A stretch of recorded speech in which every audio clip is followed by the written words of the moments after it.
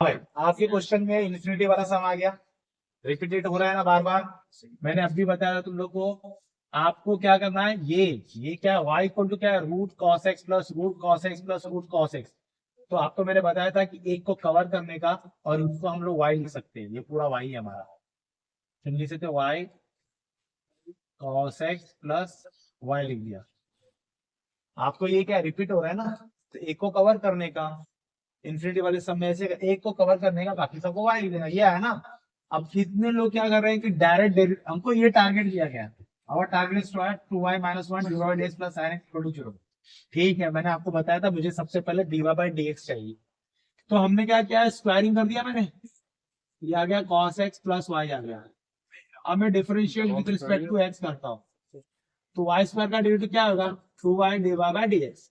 बोलना सीखो, cos x का डेरिवेटिव क्या होता है, माइनस sin x, ठीक है। और y का डेरिवेटिव क्या होगा, dy बाय dx होगा।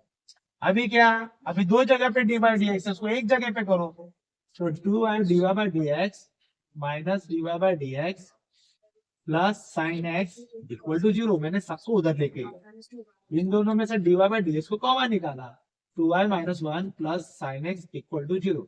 क्या मुझे यही प्रूफ करना था, yes. 2y - 1 dy by dx sin x equal to 0, दोनों तो सेम है, आ गया आंसर। 4 मार्क्स का क्वेश्चन है, अपने 2025 में आया था। ऐसा कोई क्वेश्चन तुम्हारे पास है क्या कि मैं इसमें से देख के तुम्हें बता दूं? इस क्वेश्चन को एक एप्लीकेशन बेस्ड क्वेश्चन कहते हैं। इस क्वेश्चन में एक ग्राफ दिया गया है, उस ग्राफ को दो जगह पे टर्न किया गया है, एक यहाँ पे ए पे और एक बी पे टर्न। ऐसा छोटा सा एक स्क्रीन दिखाया गया आपको एफ ऑफ एक्स का। फिर उन्होंने एफ ऑफ एक्स की कहानी बताई कि जो रूट बनाया है ना हमने, ये पूरा वे जो बनाया ना, ये एफ ऑफ एक्स है, और वो उसका इक्वेशन ये क्या, इक्वेशन पॉलिनोमियल है। हाँ, फिर उसके बाद बताया गया find the slope, slope of the above graph. अब फाइंड द स्लोप का मतलब होता है, मैं आपको बताया था कि एफ ऑफ एक्स और F dash x, F of x से अगर आप एफ डैश एक्स जा रहे हो तो आप फंक्शन का क्या निकाल रहे हो, डेरिवेटिव, स्लोप निकाल रहे हो। इसने बोला इस बात को, find the slope of the above graph, इस ग्राफ का स्लोप निकालो, दिमाग में डाल लो। किसी भी ग्राफ का स्लोप एफ डैश एक्स होता है, तो इसका मतलब भी है, सबसे पहले एफ ऑफ एक्स भी है what, minus x cube plus 27x minus 2 है। अगर मैंने एफ डैश एक्स किया तो मतलब इनडायरेक्टली मैंने डेरिवेटिव लिया ना, डैश का मतलब डेरिवेटिव होता है कि नहीं होता है। मैंने आपको लास्ट टाइम बताया था कि this is a D by D x of F of x not x, ये दोनों आपस में इक्वल होते हैं, तो मैंने डेरिवेटिव निकाल लिया। तो इसका डेरिवेटिव क्या होगा, माइनस 3x² प्लस 27 होगा कि नहीं होगा, बरोबर है। तो मेरा एक मार्क का काम हो गया, find the slope of the above graph. तो ये रहा slope of the above graph F dash x, slope of the above graph. Sir मतलब मुझे ये समझ नहीं आ रहा है, ये एफ डैश एक्स, ये स्लोप मतलब क्या है, इस ग्राफ का स्लोप है, इस ग्राफ का स्लोप है, हाँ इस ग्राफ का स्लोप है, ठीक है। अब मैं थोड़ा और बताता हूँ, फिर उसने दूसरा क्वेश्चन भी पूछा है, find the coordinate of the turning point A and B. अब ए और बी का मुझे कोऑर्डिनेट निकाल के, तो ए और बी का कोऑर्डिनेट निकालने गया मैं, तो बच्चों याद रखना, अगर कोई भी टेंजेंट मैंने ए से ड्रॉ किया है, ये मिनिमा है ना ग्राफ का, मतलब नीचे जा रहा है ग्राफ, और ये क्या मैक्सिमा है कि नहीं है ग्राफ का। मेरे को एक चीज बताओ, ये ग्राफ ए और बी पे टर्न हुआ है ना, तो वहां से अगर कोई टेंजेंट में ड्रॉ करूंगा, टेंजेंट ड्रॉ करूंगा, वो किसके पैरेलल होगी, एक्स एक्सिस के साथ पैरेलल होगी। और एक्स एक्सिस का स्लोप क्या होता है, जीरो होता है। एक्स एक्सिस का स्लोप क्या होता है, जीरो होता है। अब आपको ये बात समझ में आनी चाहिए कि ये क्या है, ग्राफ का स्लोप है ना, ये है ग्राफ का स्लोप। मैंने ग्राफ के स्लोप को अगर जीरो कर दिया, देखो आपको एक चीज बताता हूँ, यहां से लेके यहां तक आपको बहुत सारे पॉइंट मिलेंगे, अरे पॉइंट से तो ग्राफ बनता है, और हर एक पॉइंट पे टेंजेंट ड्रॉ कर सकते हो ना आप लोग, हर पॉइंट से टेंजेंट ड्रॉ कर सकते हो ना। जैसे मैंने कोई भी एक ऐसा सर्कल बना दिया, तो सब जगह से मैं टेंजेंट ड्रॉ नहीं कर सकता क्या, हर एक पॉइंट से, समझ में आ रहा है। तो मुझे वो टेंजेंट पकड़ना है जिसका स्लोप जीरो है, मुझे कौन सा टेंजेंट पकड़ना है, वो टेंजेंट पकड़ना है जिसका स्लोप जीरो है। तो मैं समझ गया, स्लोप जीरो इसका मतलब क्या बच्चों, एफ डैश एक्स जीरो, हाँ put F dash X equal to zero. मैंने इसको जीरो इसलिए किया कि मेरे ग्राफ में ए और बी पे टर्निंग पॉइंट है, और वहां पे अगर कोई भी टेंजेंट ड्रॉ किया जाएगा, वो सारे के सारे टेंजेंट एक्स एक्सिस के साथ पैरेलल होंगे। और जो टेंजेंट एक्स के साथ पैरेलल होता है, एक्स एक्सिस का स्लोप 0 होता है, तो उस टेंजेंट का भी स्लोप 0 होगा। आप बात पे समझे क्या? क्योंकि ए और बी समझ में आ रहा है कि नहीं बच्चों? वो बोल नहीं रहा है, वो इनडायरेक्टली नहीं बोल रहा है कि आपका स्लोप 0 है, वो आपको ऐसा ग्राफ बता के इंडिकेट कर रहा है। देखो यहाँ से कोई भी स्लोप अगर मैं टेंजेंट ड्रॉ करूंगा, रेड में ड्रॉ किया है, ये किसके पैरेलल होगी? एक्स एक्सिस के साथ पैरेलल होगी। तो बच्चों यहाँ पे मैं लिखूंगा कि अब ये एफ डैश एक्स को 0 लिख दिया मैंने। अब 0 लिखने के बाद अब ये पॉइंट 0 हो जाएगा, नहीं हो जाएगा? तो -3x² + 27 = 0 कर दिया। -3 को बाहर निकालो तो क्या बचा? x² -9 बचेगा कि नहीं बचेगा? x -3 आया और ये x + 3 आया कि नहीं आया? तो x की वैल्यू क्या आएगी बच्चों? या तो 3 आएगी या तो x की वैल्यू -3 आएगी कि नहीं आएगी? ये दोनों वैल्यू उठा के मैं कहाँ पुट करूंगा? f(x) में। मैंने तुमको एक और बात बताई थी कि f(x) को हम लोग y बोलते हैं, f(x) को हम लोग रेंज बोलते हैं, f(x) को हम लोग हाइट बोलते हैं। आप समझे ये बात? कितने लोग बच्चों लोग ये लिखते हैं x एंड y कोऑर्डिनेट, कितने लोग ऐसे लिखते हैं? Both are same, both are same. तो अपने पास x कोऑर्डिनेट आ गया, अब मुझे क्या निकालना है? y coordinate. तो y कोऑर्डिनेट के लिए मुझे क्या करना है? 3 की वैल्यू यहाँ पुट करनी पड़ेगी ना। तो बच्चों f(3) कितना हो जाएगा? जरा चेक करो तो। -27 + 81 - 2, तो 27 में से 81 में से 27 जाएगा तो कितना बचेगा? -52 है। -52 डायरेक्ट पूरा फुल। -52 -52 कैसे आएगा? 81 तो प्लस है, +52 आया। तो एक कोऑर्डिनेट क्या मिला मुझे? 3,52 मिला ना।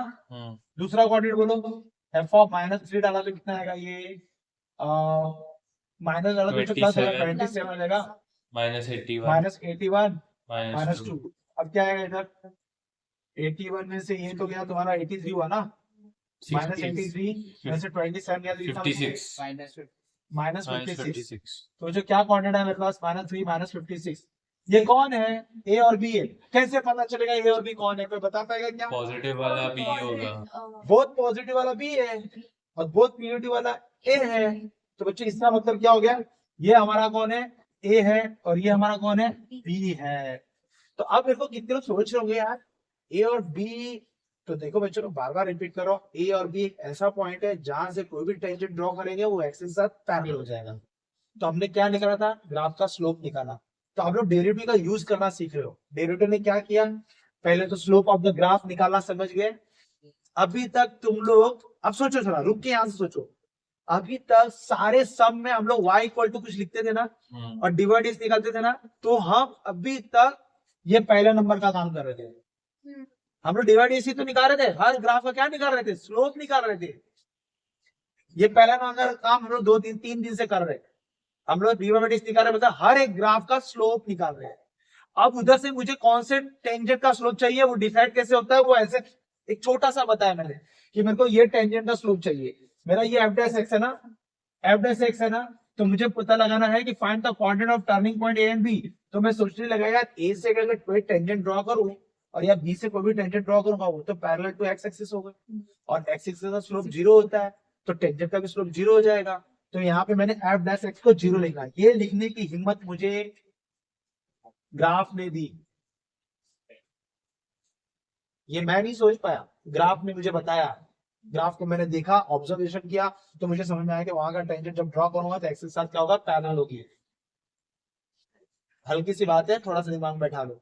फिर मैंने ये नोट वाला काम किया, यहाँ पे f(x) को 0 रखा। 0 रखते मुझे x की वैल्यू फटाफट हाथ में आ गई। फिर मैंने किसको दे दिया? f(x) को खिलाया, क्योंकि x की वैल्यू आई तो y की वैल्यू चाहिए और x और y का रिलेशन यहीं पे है ना मेरे पास, यहीं पे है ना रिलेशन मेरा x और y का रिलेशन, और कहीं तो है नहीं रिलेशन। तो मैंने x की वैल्यू y को खिलाई तो मेरे पास आ गया फटाफट 2 वैल्यू आ गई। अब इसमें आइडेंटिफाई करना है कौन प्लस प्लस है तो b है, जो माइनस माइनस हो तो ये है बाय ग्राफ। तो ये मेरा 2 मार्क का क्वेश्चन था, ठीक है। अब उसने और एक कहानी बोल दी, बोला कि f(x) निकालो, f(0) निकालो, f(3) निकालो। तो मैंने सोचा यार मेरे पास तीसरा पॉइंट मुझे बताओ। तो मेरे पास थर्ड पॉइंट है f(x) कितना है मेरे पास? पहले वो देखो, -3x² + 27 है ना। इसका 2 बार डेरिवेटिव कर दिया, ये मान लो 2 बार डेरिवेटिव हो गया तो क्या हो जाएगा? -6x + 0 जाएगा ना। अब मेरे पास सब कुछ तैयार है। अब वो जो तीसरा पॉइंट है उसके लिए मैं काम कर रहा हूँ। तो बच्चों हाँ f(x) क्या मांग रहा है? -2 -2 मांग रहा है ना, तो 6 इंटू -2 कितना हो गया? प्लस 12 हो गया ना। चलो भाई 12 की वैल्यू इधर बनाओ। f ऑफ 0 मांग रहे बच्चों, तो काम करो बोलो यहाँ पे, -2 आएगा आंसर। यहाँ पे 0 डालूंगा तो क्या आएगा मुझे ये बताओ? -2 प्लस 0 -2 किया है -2। फिर बोला f'3, बच्चों f'3 अभी अपने ने ढूंढा नहीं सर वो F3 था ना f'3। अच्छा f'3 हाँ। सॉरी f'3, तो हम यहाँ डालेंगे f'3 को, सोचो क्या आएगा ये? 0 आएगा। -3 g का स्क्वायर प्लस 27, तो -27 प्लस 27 कितना आ गया? 0 आ गया। अब देखो बताओ सबसे बड़ा कौन है? 12 है ना, फिर कौन है? 0 है, फिर कौन है? -2 है। ये ऐसा है ना, तो इसका मतलब f डबल डैश -2 बड़ा होगा, उससे बड़ा होगा f डैश 3 होगा, और उससे बड़ा क्या होगा? f ऑफ 0 होगा। ये ना ये सबसे बड़ा होगा, हाँ बराबर है। f डैश 3 बड़ा होगा, हाँ बराबर उससे है। बड़ा उससे छोटा ही होगा। सही तो लिखा भाई, ठीक चल रहा है। आगे कि नहीं आ गया? हाँ। फिर एक नंबर और क्लियर हो गया। चलो बच्चों, अगर किसी ने तुमको पूछा इस ग्राफ का रेंज क्या है, तो रेंज इनडायरेक्टली से दैट कि हाइट पूछ रहा है वो। तो हाइट का मतलब होता है कि सबसे ऊपर वाला पॉइंट और सबसे नीचे वाला पॉइंट, तो यहां से यहां तक जो होगा ये हाइट है। तो अगर ये हाइट देखा जाए तो B to D है, तो इसका जो रेंज है, रेंज इसका है फ्रॉम B to D। और B कौन है आपके पास?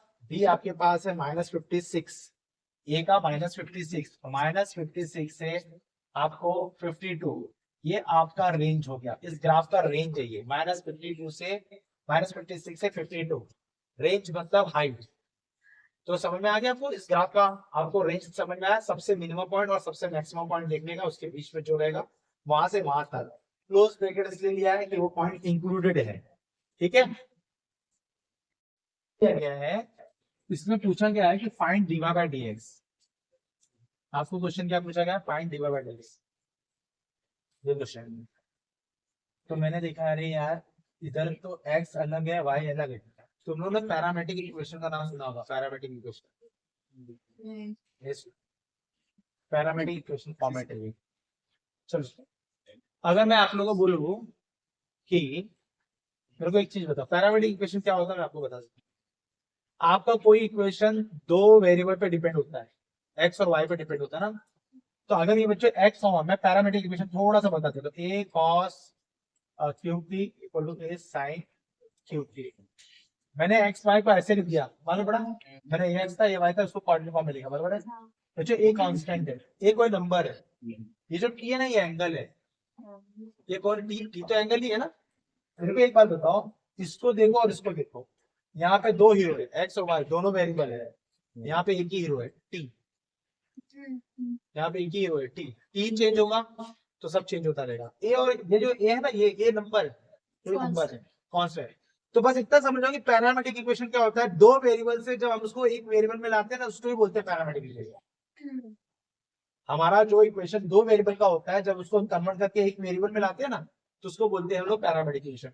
और पैरामेट्रिक इक्वेशन ये एंगल फॉर्म में आ जाता है, बस इतना समझ लो। अभी यहाँ पे देखो, ये मेरे पास सम है, मेरा डिमांड क्या कर रहा है बच्चों? dy बाय dx निकालने का। तो मैंने बोला यार dy बाय dx कैसे निकालेगा, दो अलग अलग लोग हैं, ऐसे क्वेश्चन बहुत अलग, दो अलग लोग हैं। तो सबसे पहला कांड ये करते हैं, पहले हम लोग x के पास जाते हैं, और मतलब कि cos qt को मैं अगर ऐसे लिखूं तो मुझे थोड़ा अच्छा लगता है, तो लेने में मैं ऐसे ले लेता हूँ। आप क्या करो, एक स्टेटमेंट लिखो differentiate with respect to t, क्योंकि यहाँ पे बच्चे x और t वेरिएबल है। मैंने दोनों की जात अलग कर दी भाई, तू हट जा, चल तू दोनों आ जा। यहाँ पे x और t वेरिएबल है, यहाँ पे कौन वेरिएबल है? x और t वेरिएबल। और मैंने क्या स्टेटमेंट डाला? Differentiate with respect to t। तो मैं यहाँ पे क्या लिखूंगा? dx बाय dt लिखूंगा ना मेरे भाई, और यहाँ पे a को बाहर निकाल के इससे भी लिखूंगा, d बाय dt लिखूंगा, ऐसे लिखूंगा ना। ध्यान दो, कोई तकलीफ नहीं, क्योंकि मैंने एक क्वेश्चन बना दिया। x को इसके साथ ऐसा लिखने के बाद x और t ये दो वेरिएबल है, तो मैंने लिखा differentiate with respect to t लिखा, बरोबर है। तो जो भी एक वेरिएबल है वो ही उधर ही हम लोग लिखेंगे। हाँ वेरिएबल होता है तो उसी के हिसाब से हम लोग रिस्पेक्ट करेंगे। कांस्टेंट से नहीं डिफरेंशिएट होता। अगर a cos अगर x होता तो with respect to x। m होता या r होता या p होता तो हम लोग लिखते हैं differentiate with respect to p, differentiate with, यहाँ पे जो एंगल होता है उसके रिस्पेक्ट में करते हैं। तो जब मैंने ये कसम खा ली तो तुमको दिखाई दे गया ना ये t है, तो अब जैसे डेरिवेटिव को ट्रीट करते हो x को करते हो वैसे इसको भी करो। तो dx बाय क्या लिखा बेटा, यहाँ पे dt लिखा। चलो बताओ इसका डेरिवेटिव क्या होगा। ये थैला है ना, तो 3 cos 3 cos the whole square and cos का क्या हो जाओ माइनस साइन टी। वाह, ये आ गया। तो dx by dt हो गया हमारा जैसा कार्य। अब बच्चों ये पहला पॉइंट हो गया। दूसरा पॉइंट, अब इसको बुला दो, चलो इसको बुलाओ। y equal to a sin t का होल क्यूब कर दिया, differentiate with respect to t कर दो, तो इसका क्या होगा dy बाय dt, ये हो गया। ये भी वही कहलाएगा बच्चों, ये x क्यूब है, x क्यूब क्या है 3 sin t का होल स्क्वायर, और sin t का डेरिवेटिव क्या होगा Cos t। क्या मिलाया ही नहीं आया। अब यहाँ पे फर्स्ट सेकंड लिखो, थर्ड लिखो। बच्चों ऊपर कौन है dy, तो dy ये रहा ना, बस चुपचाप कुछ करना मत, dy बाय dx ना, ये पूरा dy का टर्म ऊपर लिख दो, a into 3 sin t the whole square cos t divide by, नीचे कौन है dx है ना, तो बच्चों dx क्या ये रहा a into 3 cos t the whole square minus sin 3। ये और 3 का बराबर है। अब तुम लोगों को यहाँ पे अच्छा लगेगा कैलकुलेशन करने में, ये पूरा का पूरा चला गया, ये cos t चला गया, ये चला गया, ये चला गया, बच्चों dy बाय dx मेरे पास बचा है minus sine T. Upon minus cos t, बराबर है, ये माइनस है ना बच्चा, तो क्या बचेगा माइनस tan t, ये रहा आपका answer. x equal to 3 cos t minus 2 cos t the whole cube ना, आपके डिफरेंस t क्या, तो dx बाय dt हो जाएगा ये। हाँ भाई, माइनस 3 sin t होता है कि नहीं होता है, cos t का माइनस 3 माइनस sin t होता है ना। अब मेरे को जरा प्यार से सुन, यहाँ पे 2 है, ये थैला है ना x क्यूब, ये x हुआ ना थोड़ा टाइम के लिए, x क्यूब क्या क्या होता है रे पापा 3x स्क्वायर ना, तो 3 cos t the whole square. अब ये cos t का ऑपोजिट डेरिवेटिव लेंगे तो क्या बनेगा माइनस sin t, तो ये मल्टीप्लाई करोगे ना, तो आपका यहाँ पे माइनस 3 sin, ये माइनस प्लस होगा 6 cos t the whole square into sin t हुआ, बरोबर है। यहाँ तक रुक गया कहानी। चलो कहानी नंबर 2, इसकी कहानी सुनो। y equal to 3 sin t minus 2 sin 3 का होल क्यूब आया। चलो differentiate with respect to x कर दो, t कर दो, सॉरी t, तो dy बाय dt 3 cos t minus 6 sin t the whole square, और sin t का क्या होता है cos t होता है कि नहीं होता है, ये भी हो गया। आप यहाँ चैन रूल लगा लो बेटा, ये x क्यूब है, x क्यूब का क्या होता है 3x स्क्वायर, और sin t का ऑपोजिट cos t। अब थर्ड नंबर में क्या लिखना है dy बाय dx लिखना है, बरोबर है। dy बाय x में dy का वैल्यू, ये dy है ना, इसका वैल्यू पूरा ऊपर,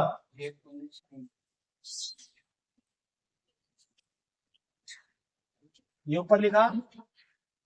काम की बात तो मैं अभी करने वाला हूँ यहाँ पर, क्या बोल रहा है?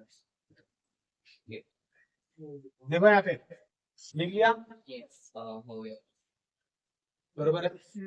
मेरे को एक बात बता रहा हूँ, अब मैं कुछ बातें ऐसे लिखूंगा ना, ट्रिको की वो कहीं लिखते चले जाना, और वो सब याद कर लेना। अब मेरे को बताओ ऊपर से क्या कॉमन है 3 cos 3 cos t बाहर निकालो इसको, 1 माइनस क्या बचा 2 sin square t। Sine square T लिखो या ऐसा लिखो, दोनों सेम ही है, हाँ घबराना नहीं। अच्छा क्या कॉमन है 3 sin t। मैं माइनस 3 साइन, नहीं मैं माइनस 3 साइन टी निकालता हूँ, माइनस निकालता हूँ, ये प्लस हो जाएगा 1 minus 2 cos t cos cos square square t।